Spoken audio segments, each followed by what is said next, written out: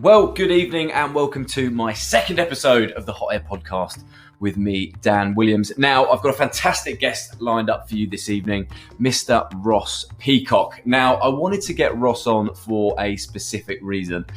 Ross has also had a hair transplant. Now, there is a huge stigma behind it, costings, pain, going to Turkey. So I thought, what a better way to get someone on and we can have a little chat about it. So, without any further ado, welcome to the Hot Air Podcast.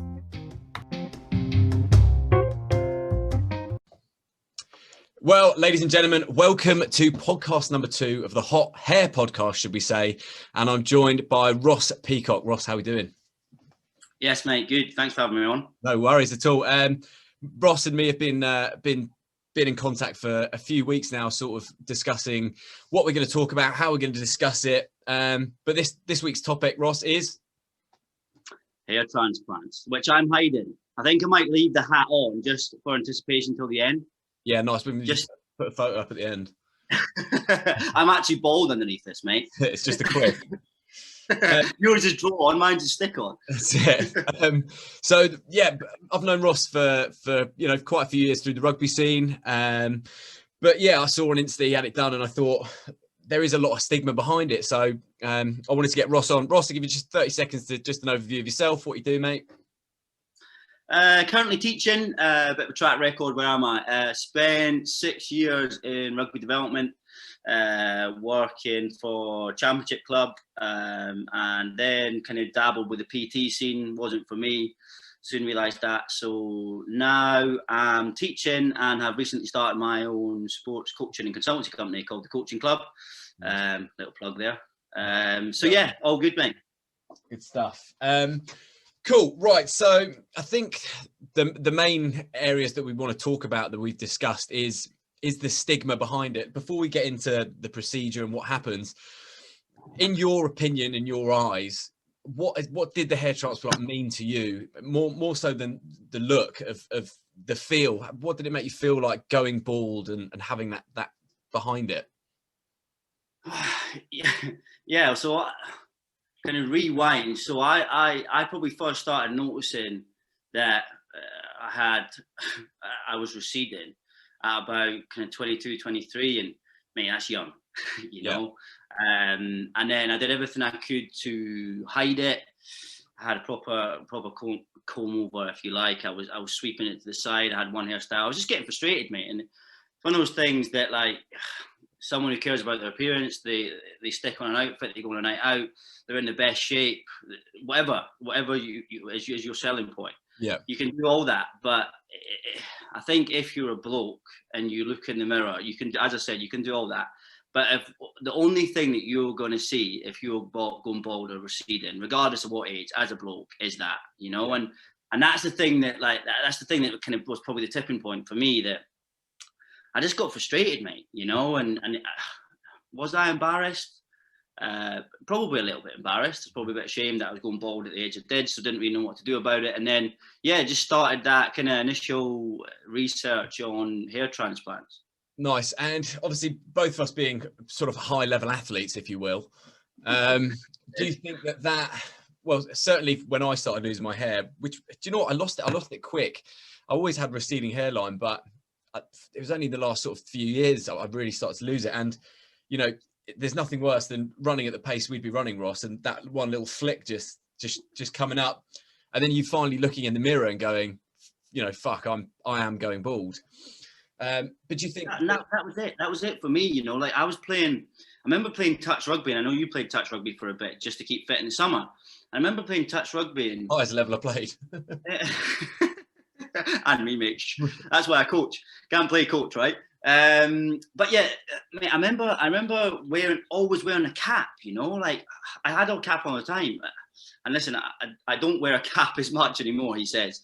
But I remember playing rugby and I thinking, I can't take my hat off, because if I start running, everyone's just going to see my forehead. Now, that's a fucking ridiculous thought. I've heard. Like, yeah, it's a ridiculous thought, though, mate. You know, and I think you become overly kind of conscious about what you look like, especially as you start balding. You know, and if I'd taken my hat off, no one would have batted an eyelid there, mate. Like, no one's there to look at how good Ross Peacock looks, is they? They're there to play rugby, but But it's personal. Yeah. It's that personal feeling. It's they're all looking and always doing that. It's the personal impact it has. Like I used to have like the shoe polish stuff to put on your hair to hide it, and I used to run in at half time and put that on.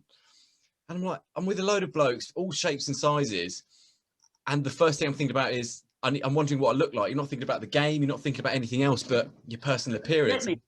It becomes all consuming. Like you can't think about what you're doing, whether you're coaching, whether you're playing rugby, whether you're teaching, whether you're doing. I'm sure if you're sitting in a meeting, like for you, like all you're thinking about is what's my hair looking like. Yeah, absolutely.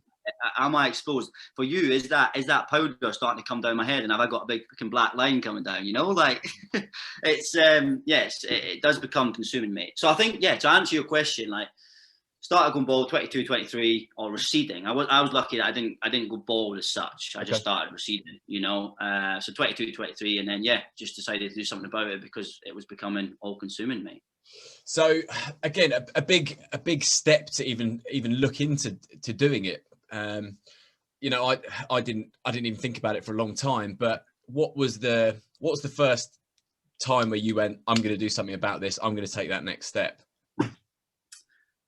So, mate, I was actually thinking about when I was coming on tonight this morning. I was thinking about kind of just what I wanted to talk about and what I wanted to get across. And like, this is a big one for me because I spent so many of my years. And I'm only 28, so I probably spent from early 20s, say 21, 22, to now or to 26 when I got mine done, 26, 27, to toying with this idea, talking to my parents, talking to my friends. Talking to ex-girlfriend, and like, I don't know. I know that it has to come from you, but for me, big decisions like this, hair transplants, mortgages, buying a car, proposing, mate, like two things have got to be right. Like the people have got to be right, and the environment's got to be right. And like the thing for me that was a tipping point, my missus Emma, I met her, and within 6 months of meeting her, I hadn't talked about it, mate. I'd just done it. She just made me do the thing, mate. And something that I toyed with for 5, 6, 7 years. She just went, right, are you happy? No, I'm unhappy. All right, do something about it because you can, and that was the thing. So I think she was the tipping point for me to kind of go out and get it done. I think there's a hidden message in there, mate. I know. Do you mean I met her within 2 months? She'd encouraged me to have a hair transplant. So. Don't want to be going out the body, mate. She just didn't want me to have the forehead the size of a newborn, mate. So, so again, taking it back, Ross took a very different approach to me, and took a bit of the bullet and went to Turkey. Any reason behind that? Obviously, the English stigma is it's thousands of pounds, it's Harley Street, where Turkey is renowned for being maybe a couple of £1,000s. You're there, you're back, and then it's done. What was the process of the Turkey situation? Yeah, I think that was a big thing for me, mate. You hear there's this, you mentioned stigma at the start of the podcast, mate, right? There's this stigma that if you go to Turkey to get any sort of aesthetic treatment, you're following the crowd. It's Z-list celebrity. It's the only way is Essex. It is yada, yada, yada, so on and so forth, right? Oh. Which it is.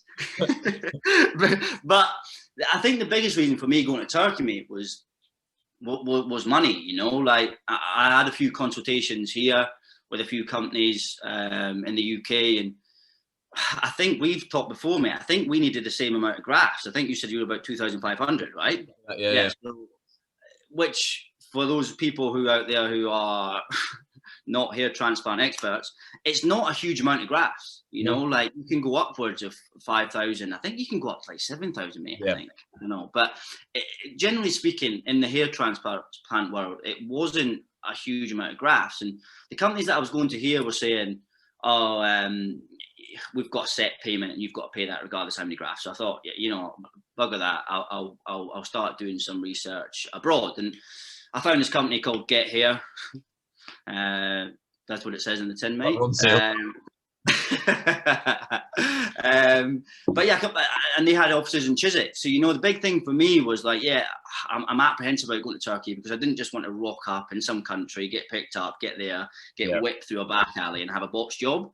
So the good thing for me was this company Get Here. They've got offices in Chiswick. So I went for consultation, went through the process, and then before you know it, mate, I was out there in the hotel and had it done and come back, and the whole process just kind of went, mate. Do you think that there was that almost element of having a safety blanket, knowing that there was a direct contact in the UK? Because I know I've had again other friends that have gone out there, and then the aftercare and the after customer service is just not there. And I think that's one of the big scary things that people worry about Turkey is once you're back here, that's it. The fucking, the hands are clean. Yeah, and I think that is a big thing. There was definitely, like, I took confidence in the fact that there was a contact here in the UK. Like, I lived in Richmond at the time, and their offices are on Chiswick High Street. So I think obviously you don't want to think anything's going wrong, but you hear the horror stories, you hear the box jobs, and I kind of thought to myself, well, if that is me and I do come back, it's not me just phoning a number at Turkey where I'm just going to get declined. I can turn up at that office and say, well, hold on a minute here, you offered me something, this is what you offered me, this picture, and this is what I look like, and I look like a big toe. What we'll do now is I'll put up a couple of photos of me after the procedure, you after the procedure, because my head blew up because they said keep the black band on, and I took it off, and then all the anaesthetic ran down. I looked like a marshmallow. But like you said then, I mean, there's no point in going into the procedure so much. I think everyone's aware of it. What they do is take the hair off the back of your head and put it at the front. I mean, that's the simplest way of saying it, isn't it? The hair then sheds and it pushes out, and then the root will stay and push through. So once you had it done, what was that feeling like? You're in Turkey, you've just had it done. Were you just like, shit, I'm going to grow hair tomorrow? Or did you know how long it was going to take? Well, I mean, I think there was like a thing there that, like, it's just, I'm impatient, mate. Like, I want, like most people, it's like when results now. Gym, like, you start a gym program, you want results the first week. You're not going to, realistically, you're not getting results, as you well know, until I don't know, 6, 10, 12 weeks down the line, and it's the same for a hair transplant, if not, well, much longer, as you well know, mate. The process is months from after you've had it done. But, mate, I'll never forget coming out of that hospital, because, like, Emma came with me and I was sat. You got no holiday out of it, did she?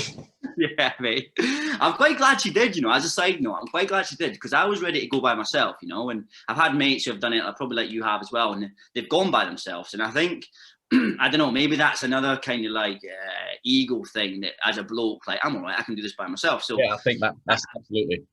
Yeah, and I was that bloke, and was I nervous? Was I apprehensive? Yes, but like most blokes, mate, you mask it. And then it wasn't until I got into the hotel room that night, and kind of I was in over Christmas. I was in Turkey, so there's no Christmas decorations up there. Like it's a strange new country. You're sitting in this hotel room and you're like, fuck, this is happening, and that's where I was kind of glad that Emma was in the room, because I could just bounce things off her. You know what it's like when you get nervous. You just want someone to just fling stuff at you. It's all right. Just yeah, exactly. So she just kind of, she just gave me that kind of bit of confidence going into it. But yeah, coming out of it, I'll never forget it. Em was kind of sat in the room kind of waiting for me. And mate, thank God she was pregnant at the time, because she would have been running for the hills, mate. I tell you, the way I looked. Okay. Mate, but you know the drill, mate. Like the pictures that you just put up, like, look at them, mate. Like it knocked me down to an 8 or a 9, if I'm honest. Yeah, mate. I was down there as well, mate. That's the thing.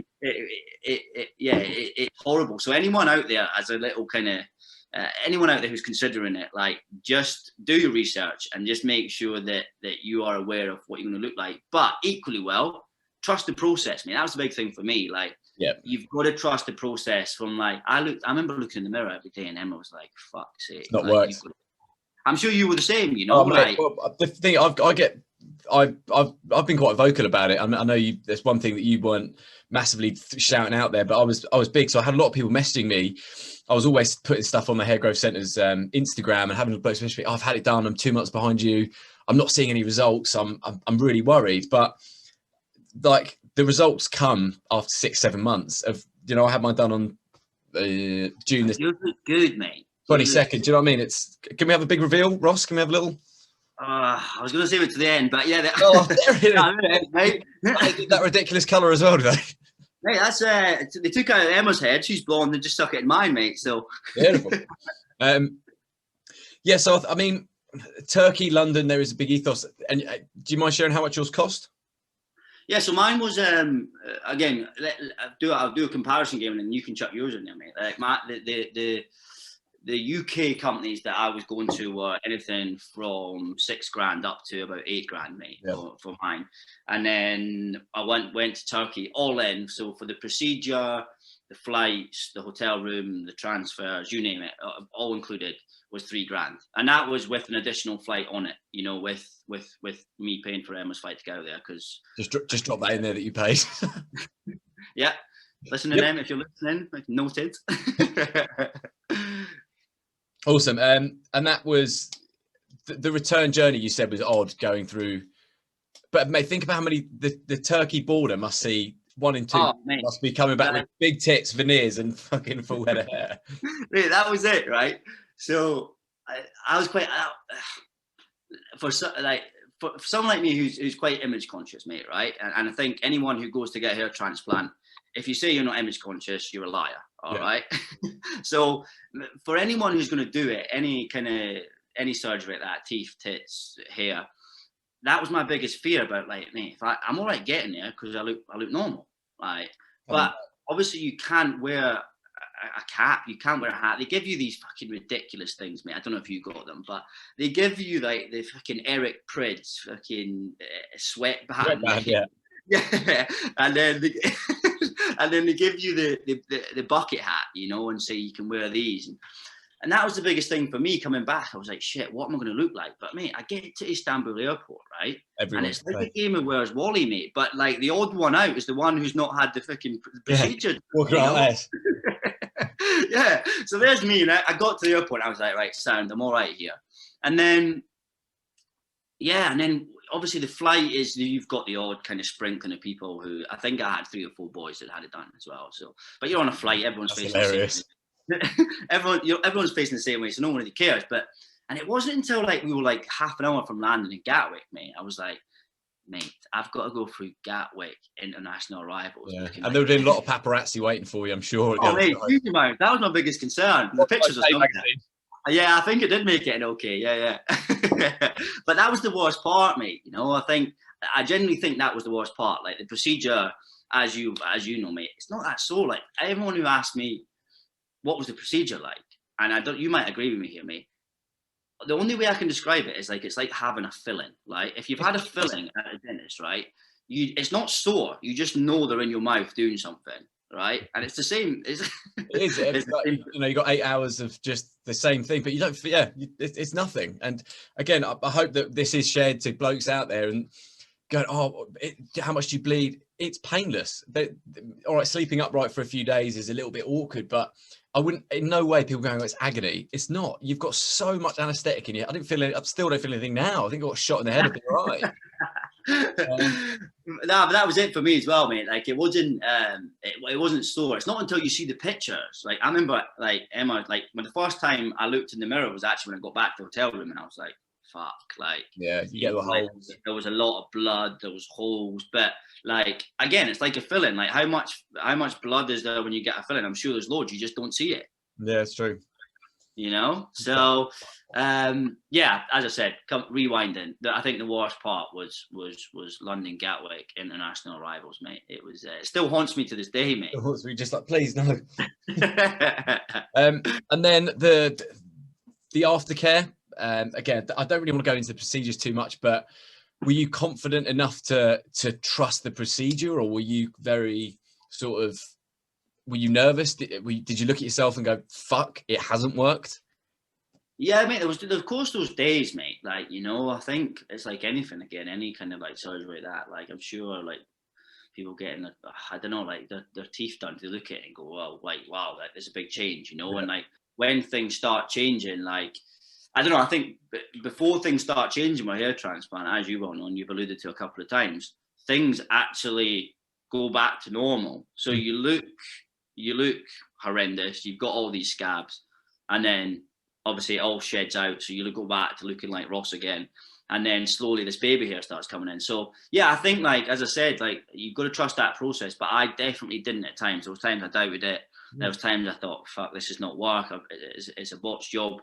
And as well, mate, I again, I don't want to bore people, mate, because we're not talking about, again, procedures. I don't want to get that too much into it. But one of the things I wish I didn't do, mate, is scabs. Like I picked scabs. Oh, so we did. Yeah. We did. And big red button. They say don't press it. It's like, fuck it. All you do is scratch on the night like what? But that's it, mate. You know, and there was all these scabs. So there's me picking, and like, not that it's not ruined at all. Like, but I think there is a patch which is sparse, and I think that's the part where I've scabbed. But yeah.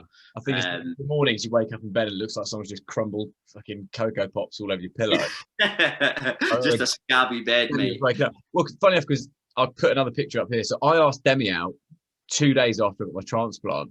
So my head, I mean, my personality is not that great. So fuck knows what. I know you're listening, Dem. So cheers. But my head was like that. I'll put a picture up. I look like the Elephant Man. Yeah, I remember you sending me a picture, mate. And my eyes were like, I don't know if you've ever seen Bear Grylls where he gets stung by a wasp on his face. yeah. It's exactly the same as that. But then again, you put photos up of that and got blokes, oh my God, is that what you can look like forever? It's like, no, it's, you know, when you have a filling, it's swollen. It's a big operation, you know what I mean? But, you know, I asked you a while back, was it worth it? And you said it's the best thing you've ever done. And obviously I'm a little bit later in the process of you. It is the best thing personally that I've ever done.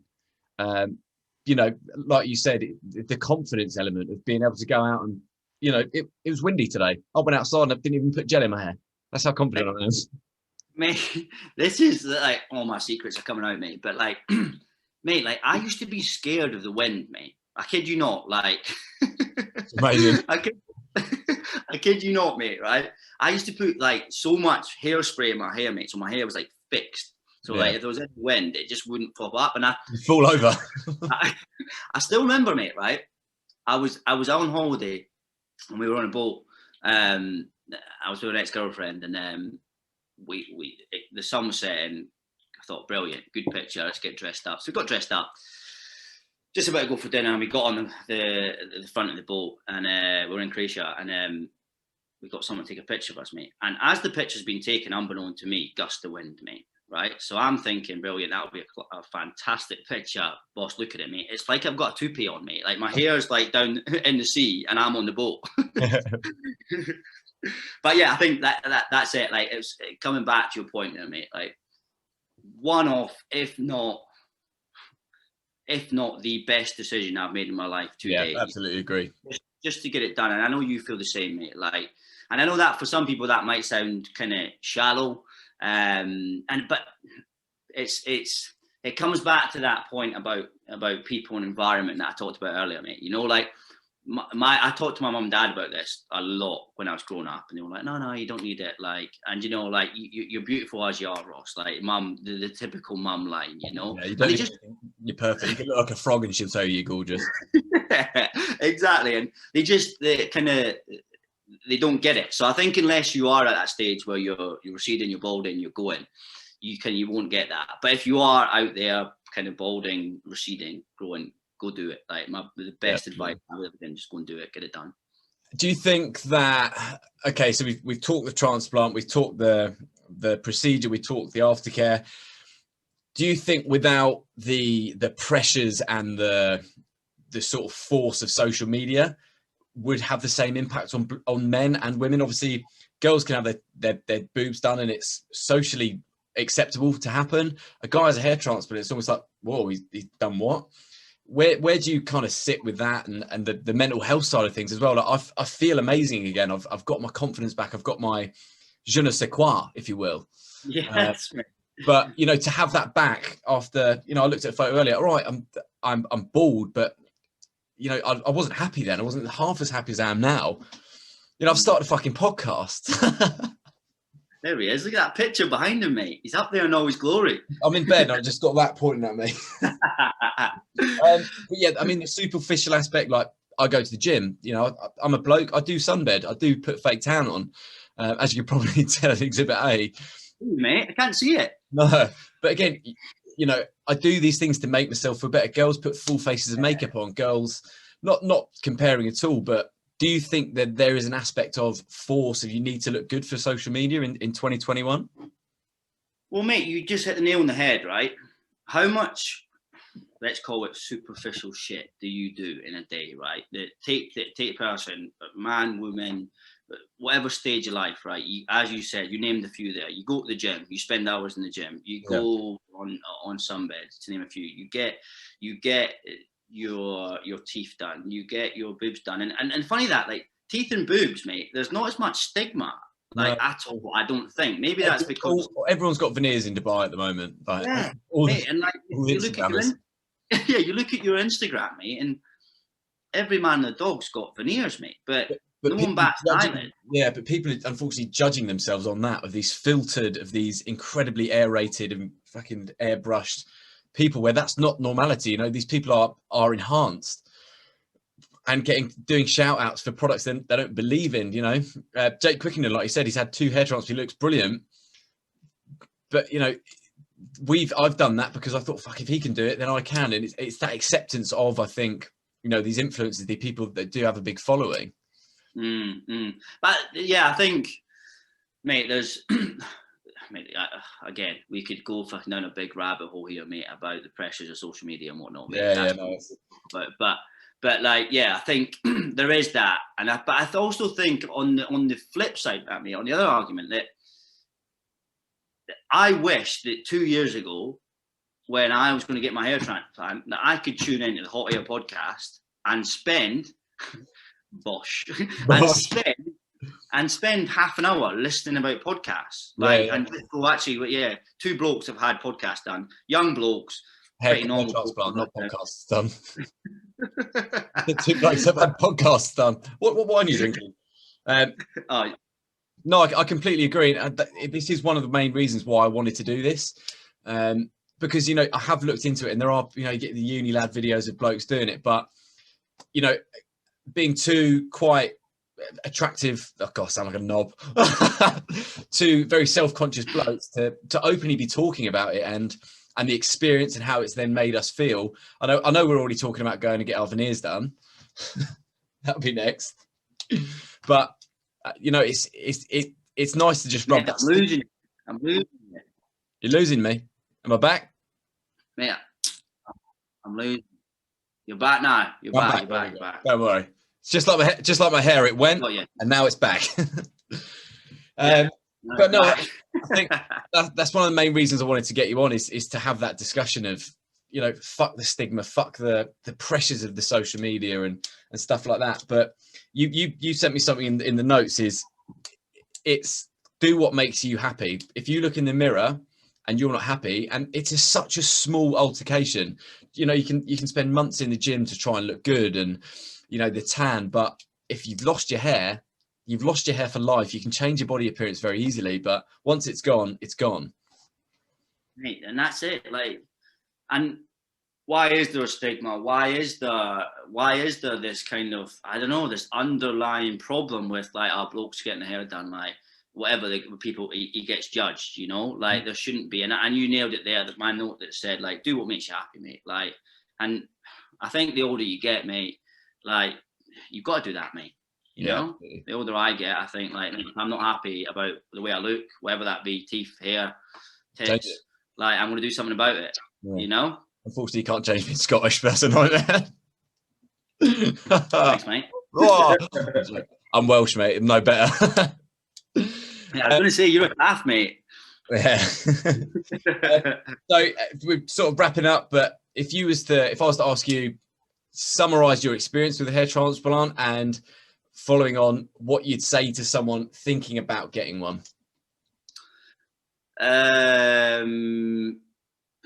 it. Like, it's simple. Do it, mate. Like, don't waste, like, do you mean, like, my as I talked about before, I don't want to go over old ground, but 21, 22, 23, early to mid 20s, mate, you're meant to be out, you're meant to be doing this, you're meant to be doing that. And yeah, I was doing that, but I wasn't confident, mate. Like, I've only in the last couple of years just started getting my confidence back, you know, and you're the same, you know, because you now got hair, you get your confidence back. So I think, any advice to anyone who's listening, anyone who cares about hair transplants, just do it. Don't talk about it. Do it, but research it well as well. You know, don't, you hear about these box jobs as we talked about. Don't scrimp. Like, yes, I talked about money and saving a bit of money. Like, yeah, I saved myself a couple of grand, but don't be stupid with me. Like, if you're getting a transplant for 1,500 quid, a grand, lower than a grand, mate, think about it. You're going to come back like a cress head, you know? So, but yeah, I think I used to put cress in. Yeah, is that what you're talking about? Yeah, very proper. Remember when you were in like primary school, you used to just put the like real cress seeds in. But yeah, just do it. And I think to kind of summarize the whole thing, mate. Like, mate, I'm not going to sound like I'm out saying this, but life changing, mate. Like, it literally is life changing stuff, mate. You know. So, and why not do it if you can? Like, even if you can't afford it, like, chuck it away. What's $3,000, mate? Like, chuck it away, save for it. No credit cards. Yeah, exactly. I think I'm still paying mine off, I think, mate. Yeah, most of these basically payment plans as well, but just check the interest rates. I mean, I use the Hair Growth Centre in Maida Vale. They've been fantastic. The PRPs afterwards and stuff, which is something to stimulate growth, has been brilliant. But, you know, it's fantastic to have you on, Ross. I think we covered the main thing I wanted to cover is it's okay to do it. The stigma behind it is it's null and void in today's world. It's completely acceptable to do.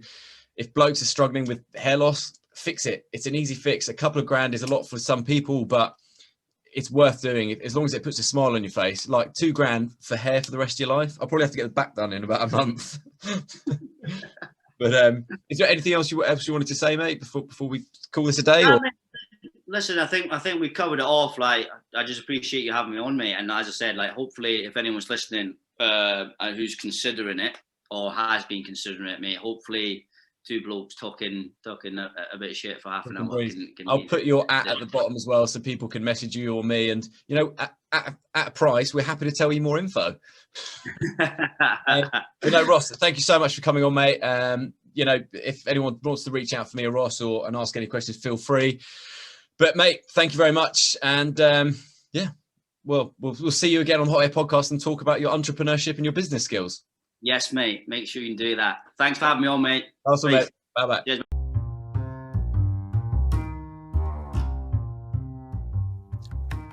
Thank you, Ross, for joining me on episode 2 of the Hot Air Podcast with me, Dan Williams. A real open book and open conversations to hair loss and hair transplants. So, if you have any questions, as always, feel free to drop me a little message on Instagram.